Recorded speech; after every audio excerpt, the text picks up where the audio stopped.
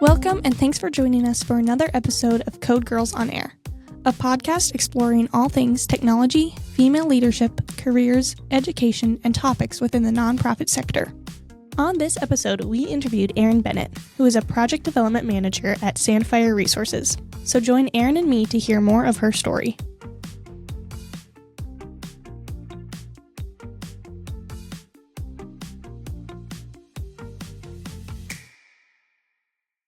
Welcome, Erin. Thank you so much for joining us today. Thanks. It's good to be here. Yeah. Do you think you could start by just introducing yourself and telling us a little bit about your background and your career? Absolutely. Would love to. So, my name is Agnieszka Bennet. I like to give everybody my full name. I go by Erin. It's a little bit easier than Agnieszka.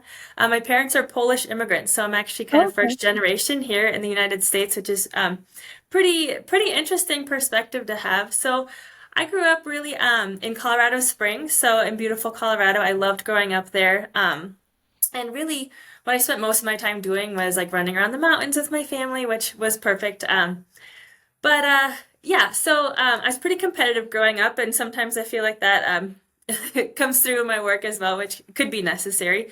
But I played tennis in high school and through college. Yeah, so I went to school in Golden, Colorado. I went to the Colorado School of Mines, and I got a mining engineering degree. I graduated in 2014. I had the opportunity to work for a few different mines. Since then, I had a pretty cool co-op when I was a junior. I got to work for Rio Tinto for about 8 months in Michigan, which was really cool experience when I was still in college.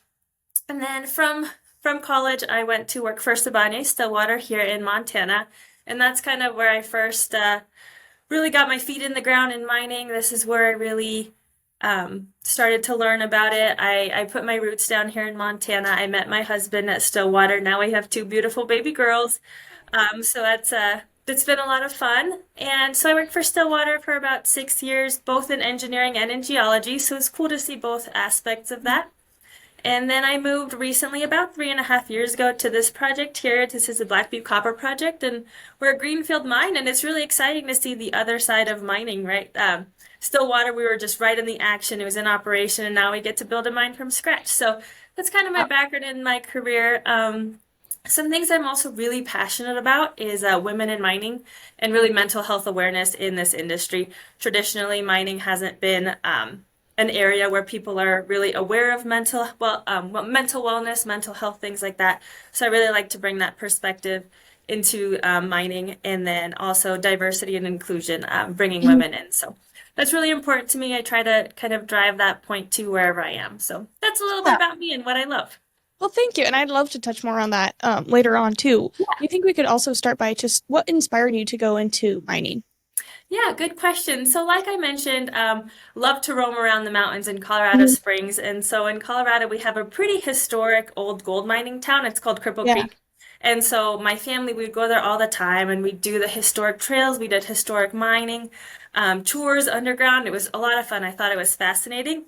But to be honest, I had no idea they still did mining. I thought that was an old school thing. I thought they did that hundreds of years ago, and they never did it again. In high school, I was pretty good at math and science, so traditionally people are like, oh, you should go into engineering. You're good at math and science. I loved history too. I loved English, but that's just kind of where I was like, okay, well, engineering kind of makes sense. I started looking into that.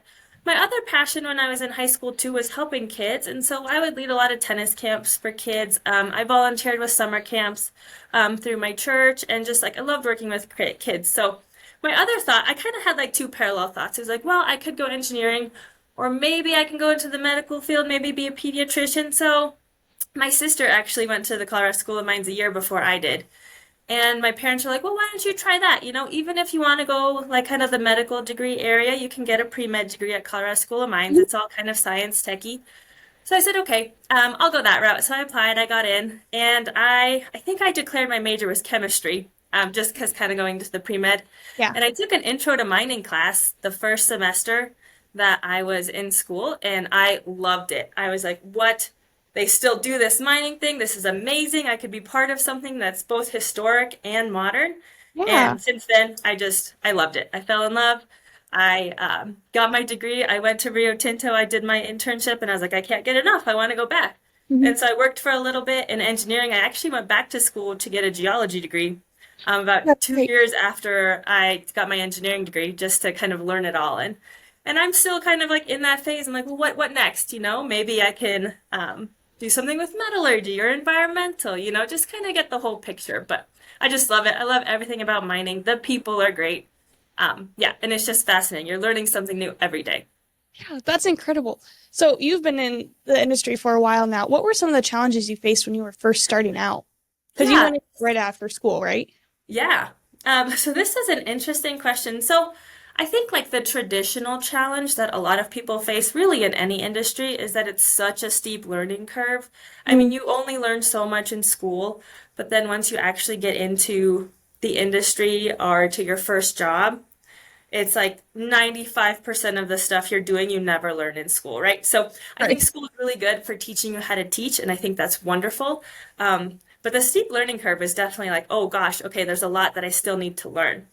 Um, so like something kind of that helped me overcome that challenge is just to continue being open to learning and to making sure that I didn't put myself in the mindset of, oh, I'm supposed to know this because I have an engineering degree. Like it's okay that I don't know it. And I think that's what's kind of challenging for a lot of people too that I've seen anyway in my industry. They come in right out of school and they're like, I have to know this. I have an engineering degree. I'm going to try and just force my way through this and pretend like I know it. But really, in those first few years when you're first starting out, it's almost expected that you don't necessarily know everything. And like learn all you can. And so that's really kind of the approach I took. I was like, I'm going to ask all the questions, I'll shadow all the people. And that really helped. Um, the other thing that was particularly challenging within mining itself was being a young person with an engineering degree, especially a woman, telling these people that had been in industry for 15, 20, 30 years, these blue-collared, hardworking miners who have all of this experience, basically telling them kind of like what to do, right? Like, here, I Mhm. designed this stope or this drift, and here you go, please execute. And they're like, well, no, we know better, right? So Yeah. so that fine balance between working with the people and kind of saying like, hey, I did this is my passion. I do have a degree in this, but also like help me help you, right? Like help me do a great job at my engineering degree, but also like help me to make your life easier. So really just working and learning and just kind of playing around with the dynamics of being new to the industry. So Yeah. Well, you talked about shadowing people, and who were some of those mentors, or what were some of the resources you had that kind of helped you along that steep learning curve?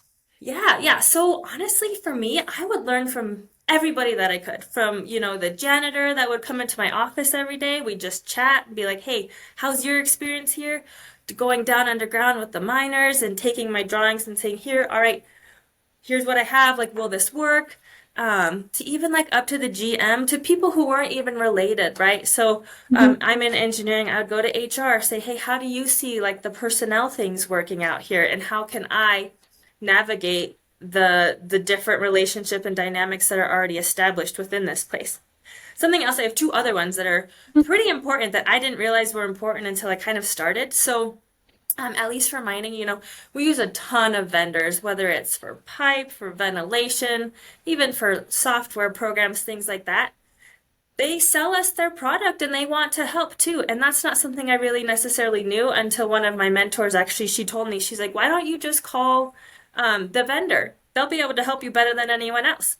And so that's not something intuitively I had thought about, but I was like, oh yeah, they probably have a customer support arm that they want us to use. And so I started using that and it has helped incredibly.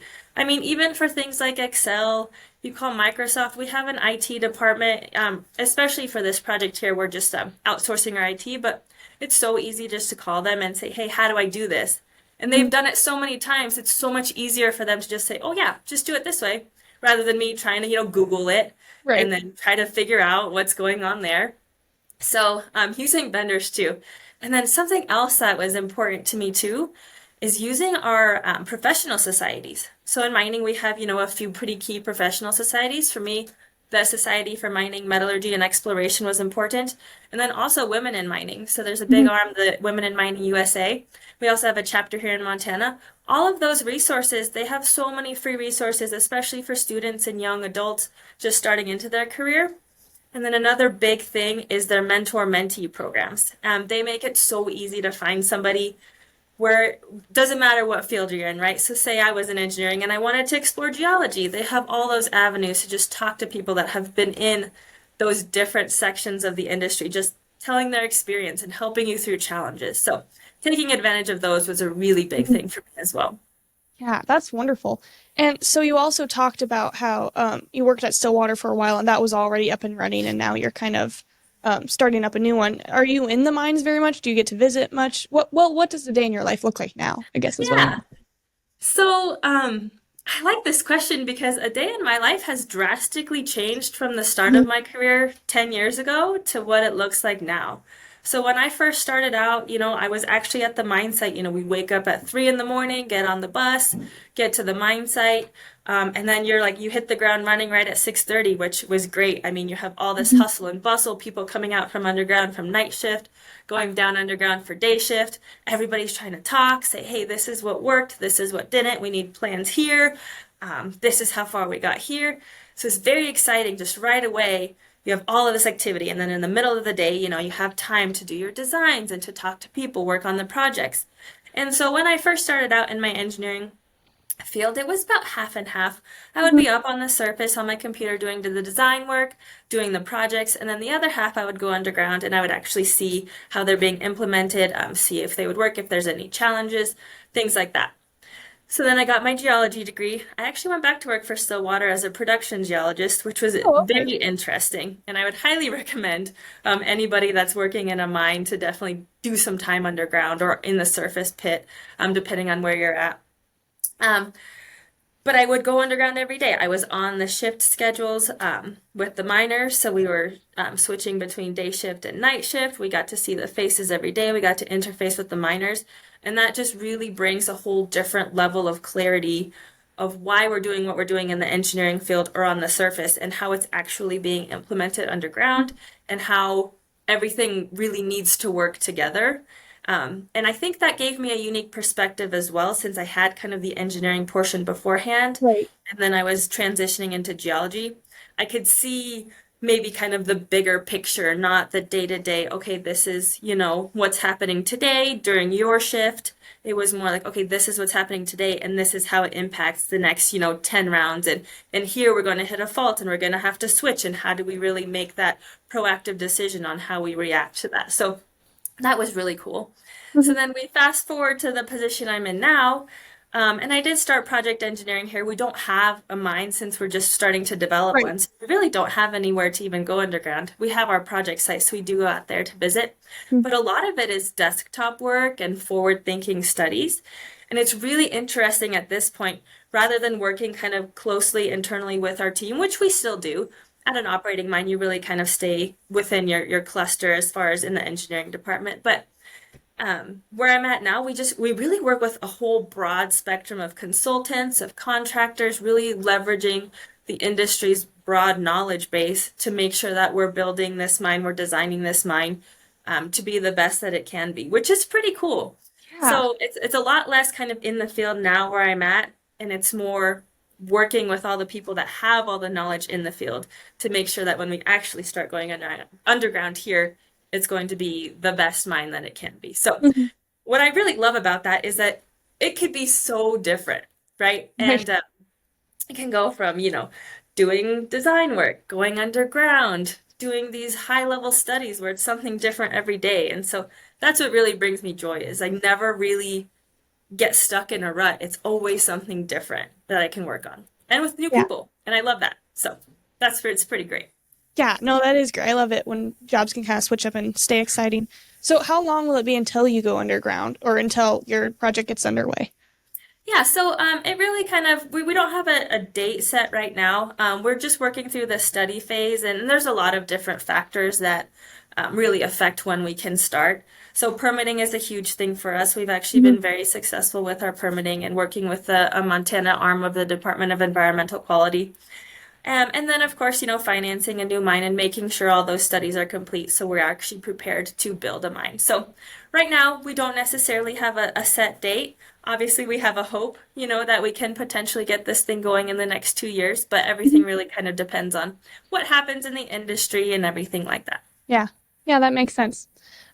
So you talked a little bit about being a woman in a male-dominated field, but then also being first generation here. Can you talk a little bit about those challenges you faced or how that was a different experience for you personally? Yeah, so English was not my first language. Granted, I did learn English pretty young. I was, Mhm. was kind of raised in a dual language household. My parents spoke Polish, and then we would Mhm. go to, preschool, kindergarten, learn English there, watch the TV to learn English. So, um, that was interesting Yeah. to to navigate, especially since mining has its own specific vocabulary already. But kind of growing up in a dual language household, some words like didn't intuitively make sense to me, especially like in some idioms and things like that. So I wouldn't really understand when some people would say some things. I would try to take it literally when it meant something else. So Mhm. kind of the language aspect of it was interesting. Now, obviously, English is something that I use more than Polish, but that was an interesting aspect. It didn't necessarily affect me too much. But as far as a male or a female in a male-dominated industry, the kind of the two big things was that firstly, being new and young and a woman, it was kind of hard to be taken seriously sometimes. And I think it would be hard for a male even as a new engineer, but I think it was especially hard as a woman because it's not traditionally an industry where women have Right. been. And then secondly, there's this, I guess it's almost a mentality like an old boys club in mining where these people that have all the experience, the mining industry is very small. And so all these people know each other from a whole bunch of different mines that they worked at together. So it's almost kind of hard breaking into that old boys club, we'll call Yeah. it. But really, I think the most important thing was just like staying true to myself and understanding that, yeah, probably not everybody's gonna like what I stand for and who I am. But as long as, I'm still doing things the right way, I'm treating everybody with respect. Like, yeah, I probably won't always be like kind of in the in circle. Mhm. And I think that was definitely a bigger problem at the beginning of my career than it is now. I think we're really experiencing this huge shift towards more inclusivity, which I Mhm. love. I think the women in mining movement has really taken off, and Yeah. especially in this role that I'm in right now, it's you almost can't even tell that it's a mine. I think we're at 50-50 as far as how many women we have to how many men, Wow. which is pretty great. Yeah. Um, and I think that's becoming the norm, and I love it. I love seeing more women because there's just different ideas that are brought in that way. We open up the options and job pool to so many more qualified people this way. So I think just that one was a bit harder to deal with, but it seems like it was a big industry kind of push to Mhm. change that. So that's been really cool to see. Yeah, and can you tell us more about your women in mining movement too that you're a part of? Yeah, so really, it's called Women in Mining, but it's really meant to include everybody, men, women, people maybe with disabilities that traditionally couldn't work in an underground mine. And it's another really big facet of that is just educating people about the importance of mining in the modern world. A lot Mhm. of people like me don't even know that mining still exists. You tell Right. somebody that, oh, I work at a mine, the picture that comes in their head is like donkeys and pickaxes and dynamite, right? So it's a totally different industry now. It's so mechanized. I mean, there's even some mines where there's not even people in the pit. They just have all these Oh, they have trucks that are driven by remote controls with people that are hundreds of miles away, right? So the that's industry crazy. really has become so much more modern. It's just people don't really know that. And so what we want to do is to educate everybody, women, young people, kids, on this industry and really how good it can be to your livelihood. I mean, there's so many benefits for working for a mining company that people just don't understand. And fundamentally, we are helping, the greater cause, right? Mhm. So we're a copper mine and think about like everything that copper goes into. Like all the electric cars, you need copper, your phones, your computers, the pipes in your house. I mean, copper is critical to everyday life, and people just don't necessarily understand that. Yeah. So it's just educating and then making sure that we're just including everybody in that conversation too. Yeah, I think that's wonderful. So can you also talk about when you first started, it was steep learning curve. What were some of the most unexpected things you faced? Yeah, so I kind of touched a little bit on this. Yeah. When I first started, I went into mining engineering. I was like, okay, I didn't know that mines were still a thing. But then I took my mining engineering classes and I was like, all right, so mining engineering is this specific subject, where you design a mine, design the ventilation, the water, Mhm. and things like that. When I went and I started working for a mine, it just opened up. It's like how many things Yeah. are involved in mining, from permitting, just environmental excellence, making sure we're taking care of the water, the land, to the actual mining process itself, the geology. Then you step back, you've got administration, you've got payroll, you've got human resources. Then you have like the actual processing of the ore, and then after processing, you sell it, and then you smelt it, and then you make things out of it. So it was just, I mean, I had no idea going in Yeah. just how much goes into mining and how really rooted it is in every like community that like we're operating in. Hmm. And so that was another surprising thing is to see, oh, we're sponsored by Stillwater, we're sponsored by Black Butte, they really try to give back to the communities in a meaningful way. But I had no idea, right? I thought it was just this Right. standalone thing, but it was so broad and it was awesome. The other thing that did surprise me was that people are willing to help. Mhm. Sometimes with that competitive spirit, I was like, oh, well, I've just gotta, I've gotta be the best. Sometimes like I'm just gonna have to, slug through it on my own. But people do want to help you, right? And they want to see you succeed. So that was a pleasant surprise as well. That's wonderful. So while we wrap up here, what is, in your opinion, the most important strength or personality trait somebody would need to have and be Yeah, so successful? I have three. I don't have one. Great. No, Um, that's amazing. But the three kind of most important. So I'll start with kind of the two that are maybe less important, but still pretty important. So it would be perseverance, I think, is really good. There's obviously going to be tough times. And in mining, it's traditionally been a pretty cyclical industry. Mhm. So there are some like boom and bust cycles, where the price of commodities goes up. You're making lots of money, there's lots of jobs, and then it kind of comes down. It gets a little bit harder to make money, to get by, but perseverance, it always gets you through tough times. It's good to be bold, really try everything. The other one is just a willingness to learn, and I've kind of touched on that before. Be open to learning from everybody, and kind of part of the going to the perseverance and being bold. Try new things. If there's a promotion open at the mine you're at, and you think that you would enjoy it, or you think you could be good at it, maybe reach out, see if you could be qualified. And that's kind of how I've moved through my career too, is just, okay, what can I do next? Just trying to learn something more and just always learning. And then the last one that I think is the very, very most important, not just for mining, but I think for life in general, is just to like be kind and respect like all of your fellow workers. The reason that everybody loves mining so much is the people are just amazing. They have such rich experiences and rich histories, and they're so different. And just learning from everybody and understanding where they came from and where their perspective comes from is the coolest thing about mining. I know everybody is pretty cool, but miners are just their own subset of awesome, and I love it. So yeah, they all can teach you something, which is amazing. And yeah, it's good to just get along with people. It makes the job so much easier. And then kind of on the other side, um, mining is really small. Mhm. So probably the next mine you're going to or the next job you have, you'll probably know two or three people. So it's really good to leave a good impression on all the people you're working with. Even though, I mean, you're not going to get along with everybody, obviously, but it's important just to be respectful no matter what.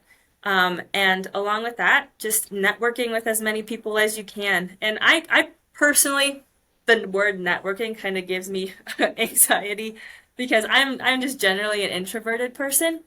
But I kind of think about it as just, being interested in people and their stories and Mhm. just, trying to connect with them at like a deeper level.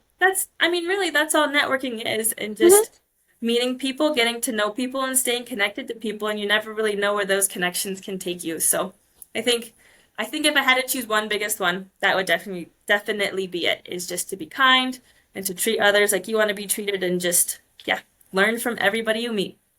Yeah. Wow. Thank you so much. This was incredible. It was so interesting to learn about your story, your career, and so thank you again so much. Thank you so much for the opportunity. I had a wonderful time sharing my experience. Thank you. Thank you for listening to this episode. Next week on Code Girls on Air. What is your favorite thing about Code Girls? And what's your favorite thing about Code Girls? My favorite thing about Code Girls. What is your favorite thing about Code Girls? My favorite thing. How do you think what you've learned will help you in the future?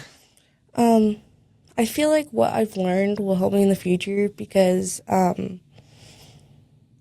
actual coding part, because I'm going to be a programmer. What's something that you're most proud of that you've learned with the program? Or most proud of that you've done? It's probably how to work in a team and balance strengths and weaknesses and time management. What's one thing that you've learned that you've been most proud of with the program? I think it's just how to code in general. I never knew how to code. I never thought of it at all. And then it was all of a sudden, it was a massive part of my life.